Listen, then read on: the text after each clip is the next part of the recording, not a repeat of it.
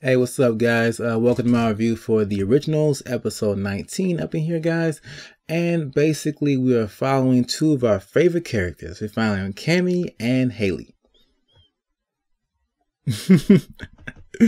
Okay, so I'm not a fan of either of these two women, actually, man. Cami, her story's just been a little bit more too oversaturated. I think we're focusing a little bit too much time on her. I just don't think her storyline's that entry. Father Karen's has been hexed for the past 5 episodes, I think, and she needs to let go. I mean, she's tried everything she possibly can. The Witcher said it can't be done. The vampire is saying it can't be done. Everybody's saying it can't be done, but she is still trying her hardest, all right? She really loves her uncle. I'll give her that. So she has really hardcore shock therapy done to this man, trying to cause brain trauma that gets him to induce amnesia, so he reverts back to the way he was before. That doesn't work. Even turns this man into a vampire. How's Klaus turn this man? Whoa, what a terrible idea. That is a betrayal to Father Karen's character. I'm surprised he wasn't more pissed when he woke up, because you basically just damned him to hell, making him a creature of the night like that. So I'm surprised he took it so nice. But the hex is still in effect, and now we have a murdering vampire in the mix, all right? Now, at first, I noticed this. At first, Father Karen, he was visualizing Cami and Josh being his nephew and being the witch that hexed him. That's who he was visualizing him at. But later on, when he became a vampire, those visions were not there.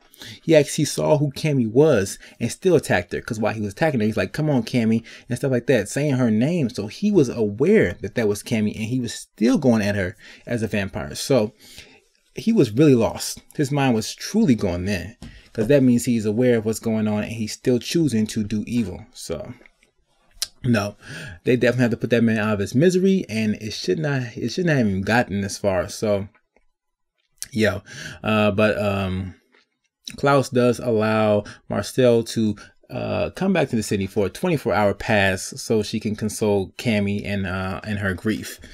So yeah, Cami, she is so stubborn, too stubborn for her own good, and it backfires horribly this time. All right, guys.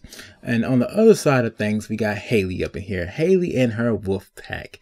They're all just chilling out there, having a nice conversation with Elijah about how it's not okay to trust Klaus. Duh. I mean, I can't believe Haley's actually going on with this plan. But we have a suicide bomber in the mix, and Elijah is the one who steps in and saves the day. There probably been more casualties if Elijah was not involved, so it was a good thing he was on the scene for the wolf's sake. All right, I'm not actually a big fan of the wolves, especially that the blonde-haired one. That dude has been lusting from blood since we first saw him, and now we see him actually taking that into even progressing that lust even further. Betraying his own clan, selling him out, causing the death of people. Oh my God, this dude, he's going too far. Can he even fight? Can he even defend himself? What's his name? Wasn't it Oliver? Can he even fight? Every time I see him get into an altercation, he's getting manhandled. Manhandled by Haley, manhandled by everybody. It's just, I think this guy's all talk, and I can't wait to see him meet his end. All right, because he's done too much now. He's done too much to go back. And it's going to come back and bite him in the ass. I feel like him and Haley are about to butt heads any minute now. And speaking of Haley, getting back into her, Haley is way too big for her britches. Her bravado is at an all-time high. All right. She just thinks she is just untouchable.